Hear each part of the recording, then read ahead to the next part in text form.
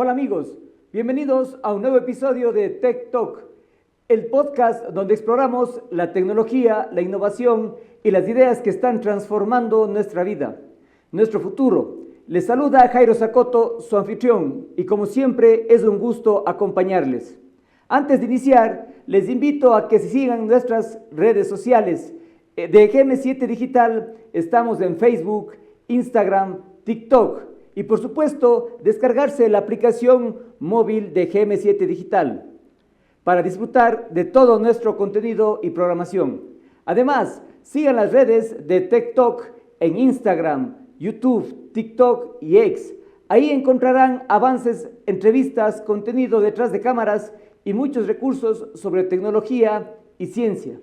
Hoy tenemos un tema fascinante y una invitada de lujo. Nos acompaña la PhD Mónica Huerta, una de las investigadoras más destacadas en temas de tecnología, agricultura inteligente, tecnologías aplicadas, entre otras. Permítanme leer su trayectoria. Actualmente es miembro senior de IEEE, conferencista distinguido de IEEE MBS, investigador visitante de la Universidad Estatal de Milagro en Ecuador. Ha recibido múltiples distinciones internacionales, entre ellas el Premio al Ingeniero Eminente de la Región 9 de IEEE en el año 2024, que reconoce a los miembros que han realizado contribuciones significativas al avance en el campo de IEEE, y el Premio a Investigador Destacado de CEDIA en el año 2025 como la mejor investigadora del Ecuador. Fue profesora titular en telecomunicaciones en la Universidad Politécnica Salesiana de Cuenca, Ecuador, desde el año 2017 hasta septiembre de 2025. Cuenta con más de 28 años de experiencia académica de investigación. Es licenciada en Ingeniería Electrónica y tiene un máster en Biomédica por la Universidad Simón Bolívar de Caracas, Venezuela, así como un doctorado en Ingeniería de Telecomunicaciones por la Universidad Politécnica de Cataluña de Barcelona, España. Su investigación se centra en el Internet de las Cosas y las redes de sensores con aplicaciones en agricultura de precisión, monitorización de nutrientes del suelo y análisis de variaciones climáticas, así como telemedicina, educación y tecnologías humanitarias impulsadas por el Internet de las Cosas. Desde 1995 a 2014 formó parte del Departamento de Electrónica y Circuitos de la Universidad Simón Bolívar, donde ocupó el cargo de decano de posgrados en el año 2013 y coordinador del programa de doctorado en Ingeniería. En el año 2013 tomó un año sabático en la Universidad de las Fuerzas Armadas en Ecuador y posteriormente se incorporó a la Universidad Politécnica Salesiana en el año 2014 en el marco del programa Prometeo.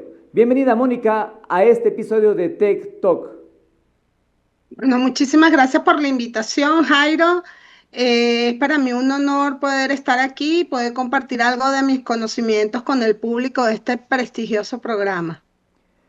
El día de hoy con Mónica abordaremos conceptos de agricultura de precisión. Y para ir entrando directamente en este tema, Mónica, ¿puedes indicarnos a nuestra audiencia el contexto, cómo se define la agricultura de precisión y cuáles son sus elementos esenciales? Bueno, antes que nada, sabemos que la agricultura es un proceso donde de manera o de cierta manera se pueden controlar distintos elementos dentro del campo. O sea, el agricultor, el campesino, puede controlar ciertas variables de suelo y riego, eh, con fertilizantes y con agua. Sin embargo, esto lo hacen de manera empírica y se realiza de la misma manera para diferentes tipos de cultivos. Entonces, la agricultura de precisión viene precisamente a optimizar este tipo de proceso tradicional para optimizar la producción de los cultivos. Es decir, adapta las necesidades de suelo, clima y recursos como agua, fertilizante, plaguicida a cada tipo de cultivo. Y de esta manera basándose y utilizando la tecnología, se logra optimizar la producción y personalizar, por decirlo de alguna forma, cada uno de los cultivos en función de sus requerimientos. Incluso si la topografía es diferente, como bien sabemos que la topografía va a ser distinta, un ejemplo, en la costa que en la sierra, para el caso de Ecuador y cualquier parte del mundo, la agricultura de precisión hace precisamente, valga la redundancia, que esto no sea un límite y que se puedan personalizar distintos tipos de tecnología para cada tipo de cultivo y condiciones. Interesante este concepto de agricultura de precisión y efectivamente, como tú mencionas, Mónica, su objetivo es poder optimizar los recursos, aumentar la productividad y reducir los impactos ambientales. En este sentido, ¿qué rol juegan, y tú como experta en sensores, qué rol juegan los sensores, los drones, los satélites, las plataformas de Internet de las Cosas dentro de la agricultura de precisión? Eh, Fíjate, algo sumamente importante, esa tecnología que me están nombrando nos permite sensorizar, que es la sensorización de los cultivos o del campo en general, y tienen distintas aplicaciones. Por ejemplo, los satélites nos permiten monitorear a gran escala los cultivos. Entonces ahí podemos ver escalas de colores que significan temperatura, podemos también detectar algún tipo de plaga, algún tipo de enfermedad, pero lo hacen de manera muy macro. Los drones hacen este mismo análisis un poco más al detalle. Los drones nos permiten ver enfermedades, también plagas, nos permite ver algún tipo de falta de humedad, bueno, falta de humedad, no un tipo de humedad. Y los sensores van a estar a tiempo completo en el campo monitoreando algún tipo de variables. Pueden ser variables climáticas, como pueden ser variables de nutrición de suelo u otro tipo de variables. Internet de las cosas nos va a permitir integrar todos estos datos que se adquieren con cualquiera de estos tres tipos de tecnología y nos permite hacer todo el procesamiento y la automatización del campo. Entonces, en líneas generales, la tecnología, sobre todo estos tres tipos, más Internet de las cosas, son los que van a permitir optimizar los procesos de cultivo, que va a mejorar la calidad y la cantidad de productos, el que sea, para el agricultor. Entonces eso va a implicar dinero para los agricultores, un aumento de dinero para los agricultores.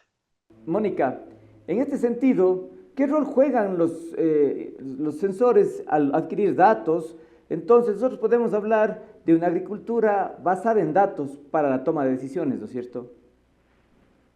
Sí, eh, bueno, la información que se adquiere con los sensores, con los drones o incluso con los satélites, no van a ser más que el corazón de nuestro sistema. ¿Por qué?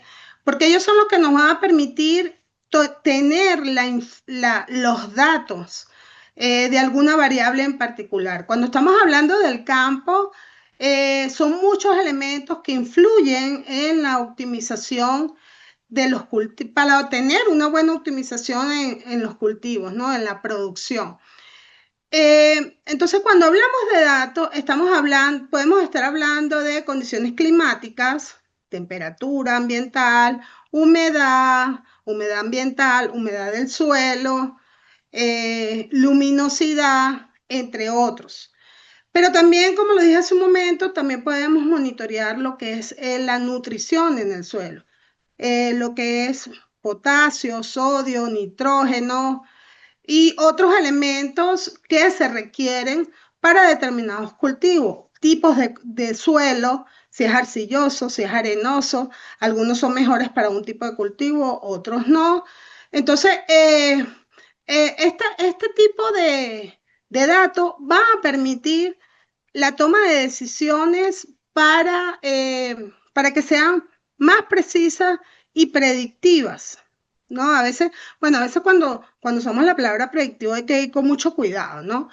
Y sobre todo que sean sistemas que puedan ser sustentables en el tiempo. Por otro lado, estos datos, aunque están ligados con temas agrícolas, también están ligados directamente con todo el tema de cambio climático. De hecho, a nivel mundial se están haciendo bases de datos fundamentadas en los datos adquiridos con en los sistemas agrícolas, mejor dicho. Va a cambiar la forma de hacer agricultura. Entonces, ¿cómo va a cambiar así la lógica tradicional del marco de los cultivos y la agricultura? Bueno, aquí hay dos temas, ¿no? Hay un cambio cultural, tiene que haber un cambio cultural por parte de los agricultores, ¿no?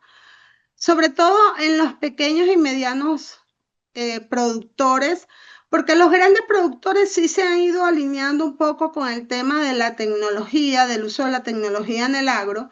Sin embargo, los pequeños productores aún le falta adaptarse a estos nuevos cambios.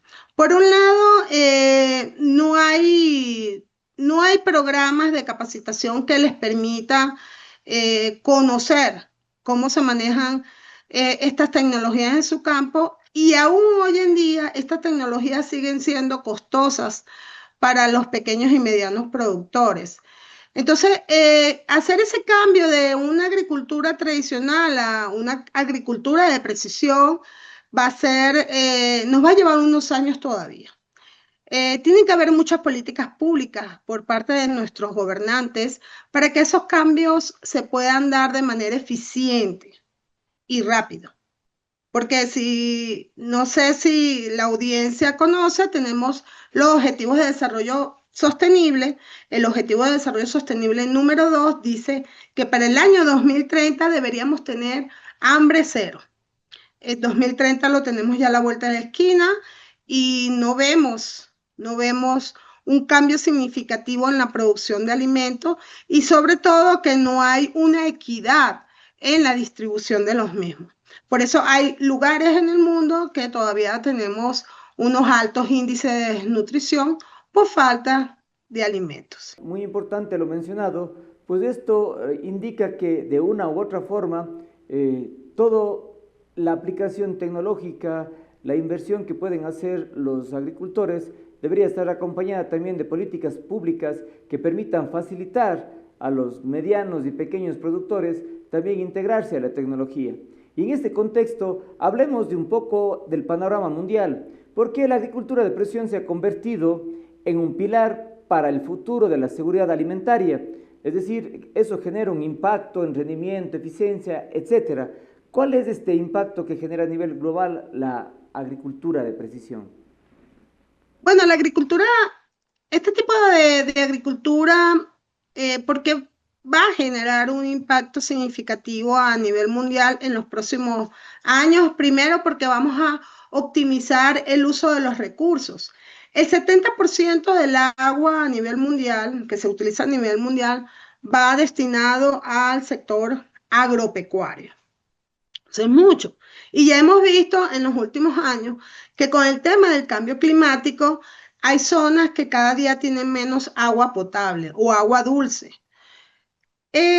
Con la aplicación de las tecnologías en el agro, se pueden optimizar los recursos, entre ellos, como dije hace un momento, el agua, los fertilizantes, los plaguicidas, etcétera. Entonces, eso hace que nosotros podamos maximizar la producción por cada una de las hectáreas con menos recursos, y sobre todo aplicando los recursos de manera eficiente. Hay un caso que fue muy sonado de una avioneta, porque muchos de los cultivos se les agregan los plaguicidas, no se me enreda la lengua, con las avionetas, y se equivocaron y rociaron de plaguicidas a un colegio. Entonces, no pasó más de ahí que fuera alguna alergia, que fueron atendidos a tiempo. Pero imagínense que consigas un caso que se pudo haber agravado ese caso por un error humano. Entonces, con la agricultura de precisión, este tipo de errores se minimizan. No voy a decir que no pueda suceder, pero sí se minimiza y se agregan las cantidades que cada cultivo requiere, ni más ni menos. Por eso que al inicio dije que la agricultura de precisión es personalizar o atender de manera personal los requerimientos de cada tipo de cultivo en función de sus condiciones climáticas, geográficas y necesidades de suelo.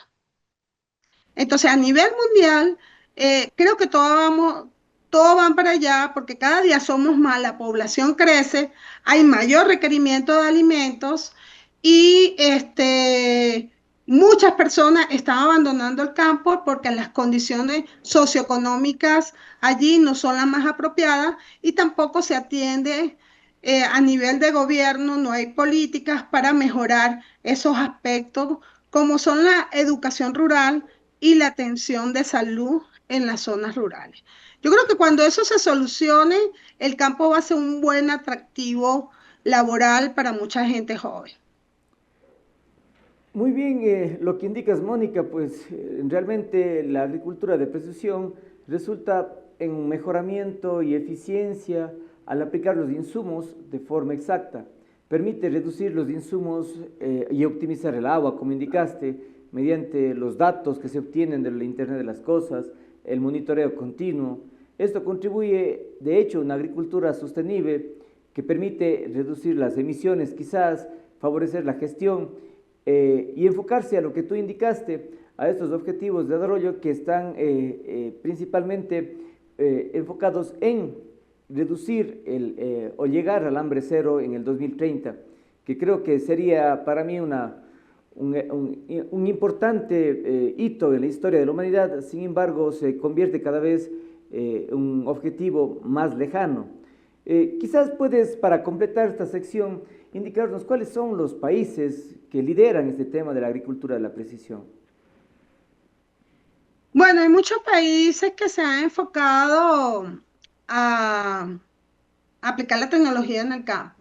Hay países como Estados Unidos que tienen una buena tecnología ya implementada, pero que no están tomando mucho en cuenta el tema medioambiental. Creo que algunos agricultores sí, no todos, porque la política de Estados Unidos no es precisamente cuidar el medio ambiente. Eso se puede ver porque no han firmado ni siquiera el Tratado de Kioto. En cuanto a las emisiones, porque aquí también esto es un sector que también tiene emisiones, pero que se está tratando de mejorar si lo vemos a nivel global, ¿no? Que se están mejorando las condiciones de emisiones. Israel yo creo que es el primero en cuanto a uso de la tecnología para optimizar agua, en el agro, ¿no? Ellos tienen tecnología incluso para sembrar en el desierto con ciertas condiciones de clima y ciertas condiciones de riego. Eh, España también está aplicando mucha tecnología y España se conoce como el vivero de Europa, uno de los viveros. El granero era Ucrania, pero con el tema de la guerra ha disminuido la producción de granos, como todos sabemos. Eh, yo espero que esto sea coyuntural y que todo esto se resuelva. Eh, en cuanto a Latinoamérica, Brasil es el que está llevando la batuta en los temas, sobre todo en la producción de soya, de maíz, donde tienen muchos campos tecnificados, donde están controlando la cantidad de eh, fertilizante, hay una escasez de fertilizante a nivel mundial y ellos están aplicando tecnología precisamente para optimizar este tipo de recursos. Y eso lo ha llevado a tener también una mayor producción, controlando la nutrición con el uso de sensores. Chile es otro, las vinícolas, al igual que Argentina, todo lo que es el sector vinícola está automatizado, sobre todo para, no para actuar, porque no es que no tienen actuadores, porque la uva o la vid tiene unas condiciones muy particulares que no pueden intervenirse. Algunas se hacen riego, otras no, lo hacen de modo tradicional, pero controlado. Esos yo creo que son los tres países a nivel de Latinoamérica que están llevando la batuta en la tecnificación del campo. Hay otras acciones más pequeñas, hablando nada más de la parte agro, como eh, Colombia con el tema de las flores y el tema del café. Esos dos tipos de cultivo. En cuanto a Ecuador, Ecuador todavía le falta, todavía no tenemos un campo tecnificado, pudiésemos hablar de un campo tecnificado. eh, Algunas florícolas sí han aplicado algunas tecnologías, sobre todo el tema de la luz, la luminosidad, como lo dije hace un momento, que es muy importante en cierto tipo de cultivos. Sin embargo, creo que todavía nos falta mucho. Muy bien, Mónica, pues hemos abordado el contexto desde el entorno global, el entorno latinoamericano. Nos has indicado muy bien países como Argentina, como Brasil, sí, como Chile, que están utilizando la agricultura de la precisión. Incluso en algunos casos la agricultura de precisión se va combinando con tecnologías, por ejemplo, como blockchain, para poder generar trazabilidad, para validar el producto final. Incluso veíamos el otro día que en el Ecuador el camarón ecuatoriano por alguna razón estaba siendo reemplazado por otro tipo de camarón al llegar a China. Entonces los camaroneros ecuatorianos optaron por utilizar blockchain para darle trazabilidad al producto y asegurar que llegue el producto final, digamos así, a la mesa de quien está comprando el camarón ecuatoriano en China y que se valide que ese camarón es efectivamente ecuatoriano. Con eso se asegura la calidad y se asegura pues obviamente el incremento de la exportación por la calidad que tiene el camarón ecuatoriano. En este sentido, los países como tú mencionaste, Argentina, Chile, Ecuador, todavía tienen algunos retos en el tema de infraestructura, conectividad y adopción tecnológica. ¿Cuáles piensas que sean estos principales retos que debería el Ecuador también buscar superar para que se pueda implementar ya a gran escala la agricultura de precisión y que permita mejorar y optimizar los cultivos en el país? Mire, yo creo que nosotros tenemos muchos retos, muchos, tecnológicos y culturales. Y voy a comenzar con los tecnológicos, que es donde más estoy metida. Entre los retos principales, y no solamente de Ecuador, yo creo que de muchos países de la zona andina, ¿no? O sea, estamos hablando Bolivia, Perú, una parte de Colombia, Venezuela, y es el tema energético. Ya lo vimos el año pasado. En el caso de Ecuador, tuvimos una crisis climática y Ecuador su energía la produce, todo es hidro, no hay fuentes alternativas de producción de energía. Y esto sucede en todos los países, en estos países que les estoy nombrando. Que puede ser que esté cambiando o va a cambiar esa matriz energética en los próximos 5 años, sí, yo creo que sí. Pero sin embargo, yo creo que es uno de los primeros retos, no tenemos confiabilidad en tener energía. Entonces ahí los agricultores tienen que, para tener la tecnología, tenemos que tener energía. Entonces ahí hay que buscar alguna alternativa, poner paneles solares, porque que creo que es lo único, por ahora, ¿no? Lo que se me ocurre en este momento. Tener paneles solares porque estos países tienen una buena incidencia del sol, entonces pudiésemos tener paneles solares para mitigar la falta de energía cuando viene de afuera. Eso sí, el predio tiene energía, porque también está la otra parte, hay unos que no, ni siquiera tienen energía. Entonces ahí es más difícil. O sea, ahí por ley hay que poner paneles solares. El otro reto es la conectividad. Yo creo que un poco la brecha de acceso a conectividad se cerró un poco, esa brecha post pandemia o durante la pandemia. Los gobiernos trataron de darle conectividad a las zonas rurales y zonas alejadas. Creo que sí hay una buena aceptación a nivel de región, ok, estoy hablando a nivel de región de Latinoamérica, ¿no? Desde México hasta abajo, no solamente a la parte andina. Esos para mí son los dos retos principales a nivel tecnológico. Cada día eso disminuye, sobre todo el tema de conectividad, porque bueno, hoy en día tenemos las Starlink, que podemos tener una antena que es prácticamente portátil, me la llevo al campo y la conecto, pero si no tengo energía, no hago nada. Tendría que llevarme una batería, tendríamos que tener algo alternativo como paneles solares, como lo acabo de decir. El otro reto es el tema cultural.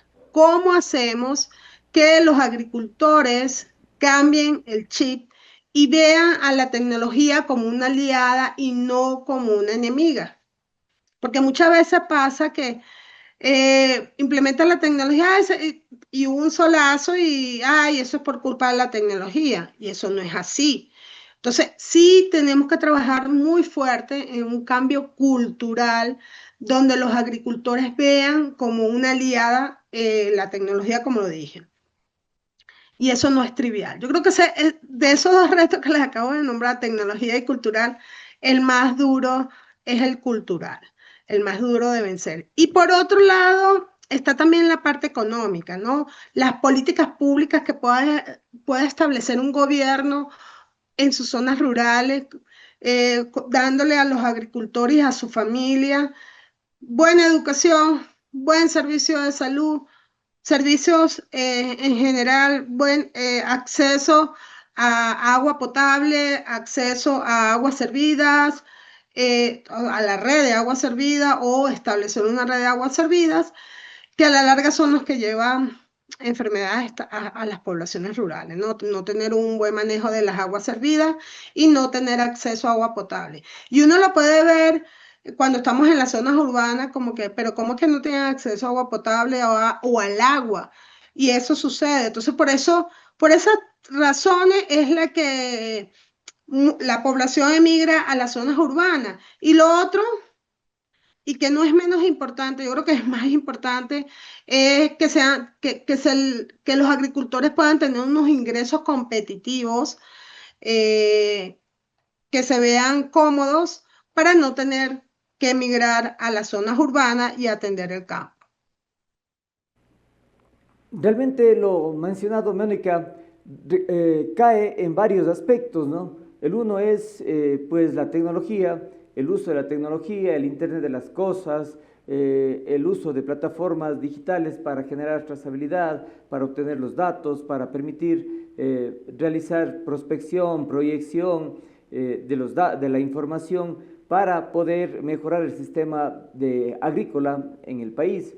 Y eso junto a lo que tú mencionas, que son las políticas públicas que deben venir desde un Estado que permita hacer que en la zona en la cual se está desarrollando la agricultura, es decir, en este caso, los productos agrícolas puedan tener ciertos beneficios en cuanto a mantener precios de sustentación, quizás en tener ayudas tecnológicas que no estén basadas solamente en darles a lo mejor sistemas para arados, sino más bien sistemas tecnológicos como tal que les permitan realizar medición, que tengan ayuda técnica y ahí creo que juega también un papel importante las universidades. Y en este aspecto, Mónica, la investigación llega a ser un área muy importante que puede aportar a la zona de la agricultura. Y en este sentido, Mónica, ¿qué podemos hacer en cuanto a la investigación y a los proyectos? Cuéntanos tú, Mónica, de tu labor como investigadora, ¿en qué proyectos estás trabajando actualmente y en qué proyectos has trabajado en temas de agricultura de precisión que permitan de una u otra forma mejorar la problemática del contexto que hemos venido hablando?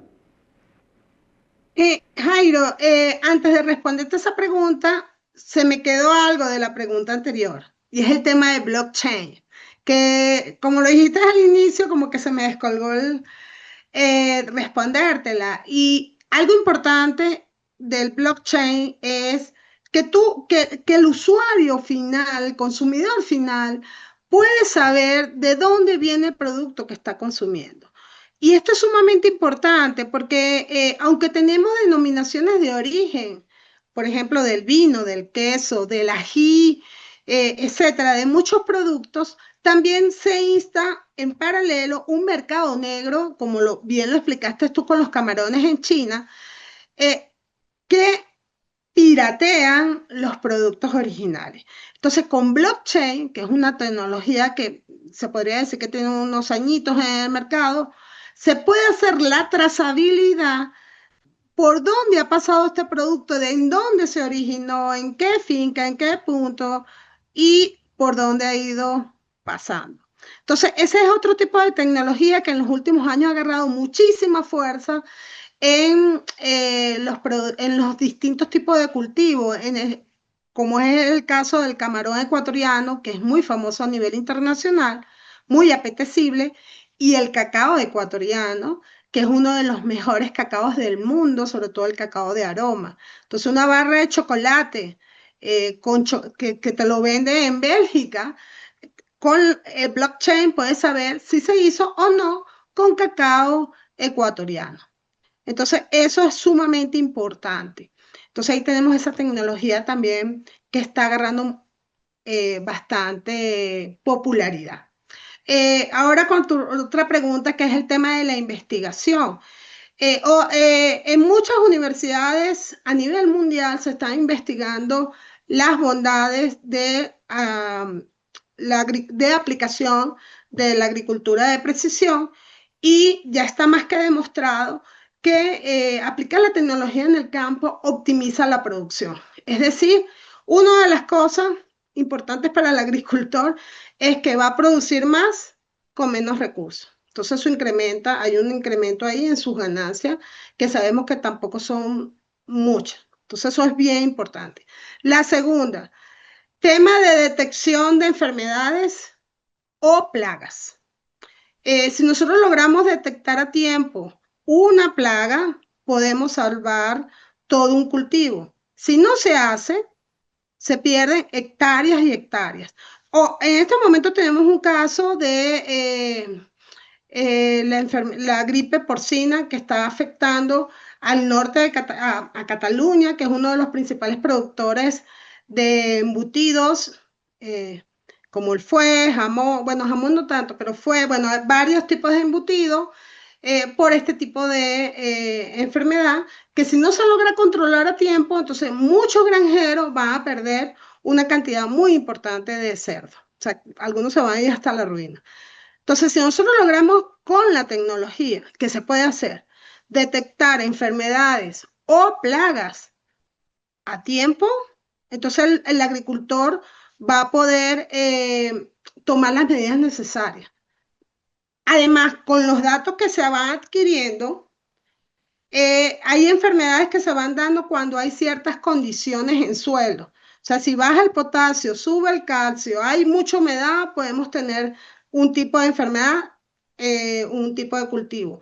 Por ejemplo, la palma aceitera tuvo una enfermedad, no recuerdo en este momento cómo se llama la enfermedad, pero hace unos 5 o 6 años, no, fue antes de pandemia, unos 8 años, les cayó una plaga a las palmas de Colombia, que están en el Pacífico. Es toda una línea de sembradíos de palma entre Colombia y Ecuador. Y cuando se detecta esa enfermedad, la enfermedad entra por el cogollo de la planta, arriba. Los agricultores no la ven. Cuando se detecta es porque ya se ha propagado por lo menos en 100 metros cuadrados. Entonces, hay que eliminar todas las plantas en 100 metros cuadrados lo antes posible. En cambio, si utilizamos drones, utilizamos sensores que nos den las condiciones que se puedan dar ese tipo de enfermedad, se puede predecir y tomar medidas previas para mitigar esas posibles pérdidas. Eso a través de la investigación se ha hecho. Entonces, tenemos el uso de datos que nos permiten hacer predicción, el uso de sensores que nos permiten detección también de enfermedades o plagas, sensores que también nos permiten optimizar los recursos. Entonces, todo eso es producto de la investigación que lleva años en las universidades, que es donde se genera el conocimiento.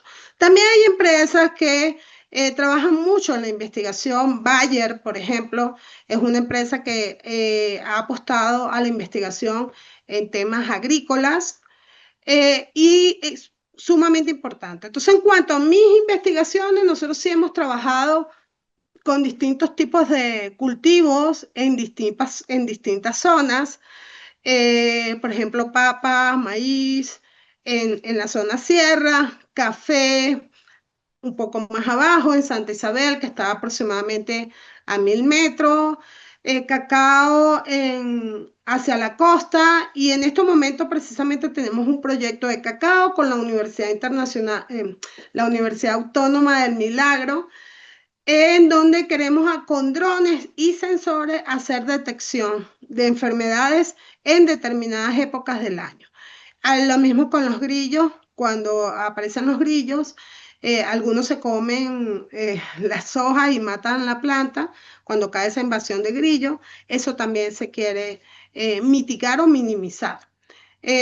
Otro proyecto que tenemos andando es con rosas, para conteo de rosas, para que el productor tenga idea de cuál va a ser su producción en el año.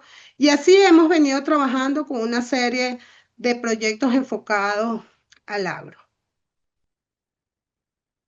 Proyectos que nos comentas, Mónica, es de alta relevancia, pues el trabajar en la agricultura de precisión, considerando además que siempre se trata de recalcar que debe existir una triada entre Estado, investigación y empresa privada para que pueda fluir de esta manera. No solamente la empresa privada pueda tener de primera mano desde la universidad, desde la investigación, productos que les permitan mejorar el sistema productivo, sino también desde el Estado establecer políticas de hacia dónde debe ir la investigación, enfocada principalmente, pienso yo, en los productos en los cuales el Ecuador es pionero en exportación, y además en otros productos de los cuales querría también el país darle realce, y eso debería venir desde una planificación del Estado.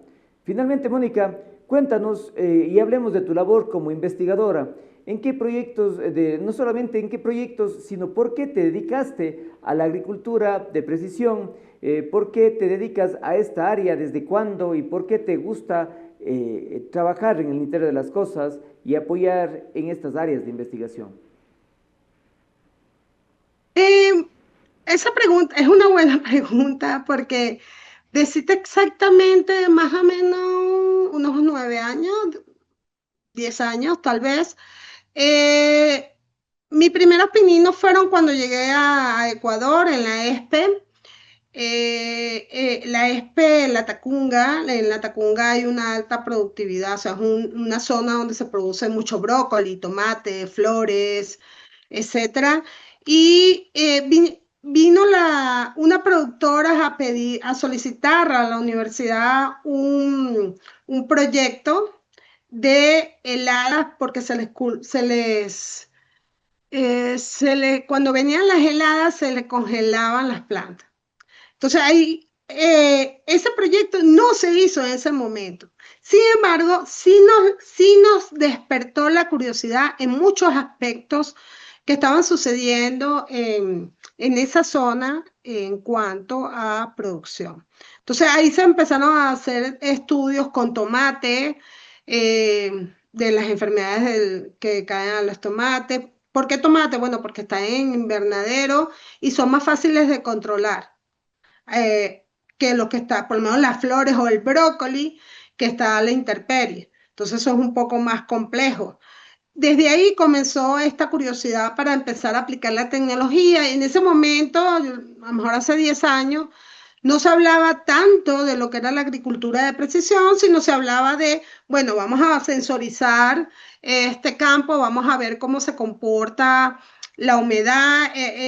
Había una empresa no recuerdo el nombre, pero esa empresa exportadora, exportaba el 90% del brócoli que se producía ahí, y ellos tenían un dilema en poner riego a goteo o aspersores.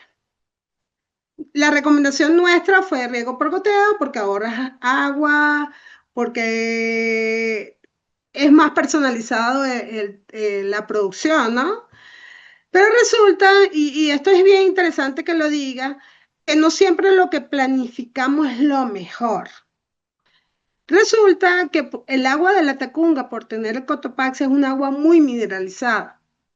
O sea, es un agua que el riego por goteo se hace muy complejo. Tiene una alta tasa de mantenimiento porque se tapan los orificios. Entonces, le salía más costoso a esta empresa tener riego por goteo que tener aspersores. Entonces, esto es un típico ejemplo que les doy, eh, porque no siempre lo que uno piensa que puede hacer mejor es lo mejor. Entonces, fíjense que hay que considerar entonces la dureza del agua para poder poner este tipo de goteo. Entonces, a lo mejor abrir más el orificio, al abrir más el orificio es más agua, entonces hay que tener un trade-off en este tipo de condiciones. Entonces, todas estas variables hay que tomarlas en cuenta a la hora de hacer un proyecto. La verdad es que ha sido un camino muy satisfactorio para mí personalmente, poder ayudar a muchos agricultores a que puedan mejorar su producción aplicando cosas muy sencillas de tecnología. No hablamos de drones y no hablamos de satélites, sino a lo mejor un sensor de humedad, que es muy económico. De cómo tú has ido desarrollando este camino hacia la agricultura de precisión y los proyectos que se han mencionado, que han ido aportando con un granito de arena a realizar procesos de investigación y además han estado vinculados directamente con la industria, que eso es lo más importante. Mónica, el tiempo en medio siempre es corto y antes de despedirnos quisiera que dejes un breve mensaje, no solamente desde el aspecto tecnológico a quienes nos escuchan y nos ven, sino también desde el aspecto de la persona que ha sido pues premiada como la mejor investigadora del Ecuador, ha recibido múltiples premios, entonces, y también tiene un liderazgo dentro de IEEE, que es una organización que a nivel mundial tiene más de 500,000 miembros, así quisiéramos que des un pequeño mensaje a quienes nos ven y nos escuchan en este podcast. Bueno, lo primero le puedo aconsejar a todos los que nos están escuchando, aunque yo me he dedicado a la agricultura de precisión, pero todos los que se dediquen en la vida siempre tengan la curiosidad a flor de piel. Siempre busquen el porqué de las cosas, siempre estén preguntándose, traten de hacer innovación, no hacer lo que siempre se hace, sino cómo yo puedo mejorar los procesos que se están haciendo actualmente, ¿no? Y eso aplica a todo lo que ustedes se propongan. En cuanto al campo, bueno, no hay que perder contacto con el campo es el que nos da de comer a toda la población. Hay algo que tú dijiste, Jairo, que dijiste la triple hélice, ¿no? El triple gobierno, empresa, universidad. En realidad son cuatro y es la sociedad. Entonces, son cuatro factores que influyen en cualquier proyecto de investigación que se establezca. Hay que hablar con la sociedad, ver cuáles son sus problemas. En este caso, hay que hablar con el productor, cuáles son sus problemas, cuáles cree ellos que se pueden resolver, cuáles no, o cuáles pueden mejorar, qué procesos o qué necesidades tienen en, en sus cultivos y que nosotros podamos a través de la tecnología mejorarlo. Y bueno, la ciencia en general tiene corazón, eh, hay que entenderla, hay que respetarla también y hay que amarla. Entonces, la ciencia yo creo que es uno de los pilares fundamentales de la humanidad. Gracias a la ciencia estamos donde estamos, tenemos las comodidades que tenemos hoy en día y eso ha sido un proceso de muchísimos, muchísimos años. Y por último, mi último consejo es que nunca tengan miedo de equivocarse. Yo quisiera ser experta en equivocarme, porque estos errores son los que nos permiten aprender. Aprender de lo que no debemos hacer o de lo que debemos hacer. Y eso es el aprendizaje que yo creo que nos deja la vida, ¿no? Entonces, hay que saber que el error no es un fracaso, sino que es una puerta abierta a un segundo paso en nuestra vida profesional. Entonces, nunca tengan miedo de equivocarse y háganse expertos en equivocarse porque eso es lo que nos va a dar la experiencia para seguir adelante. Con estas tus palabras finales, Mónica, nos quedamos. Nunca tengan miedo a equivocarse. Mónica, ha sido realmente enriquecedor conversar contigo. Gracias por compartir tu visión, tu experiencia y la pasión que tienes por impulsar una agricultura más inteligente, más eficiente y más sostenible. Amigos, gracias por acompañarnos en un episodio más de Tech Talk. Les recuerdo seguirnos en nuestras redes sociales, en GM7 Digital, en Facebook, Instagram, TikTok y descargar su aplicación móvil. Y por supuesto, sigan también las redes de Tech Talk en Instagram, YouTube, TikTok y X, donde encontrarán contenido adicional y próximos invitados. Soy Jairo Sacoto, esto fue Tech Talk. Nos escuchamos el próximo episodio.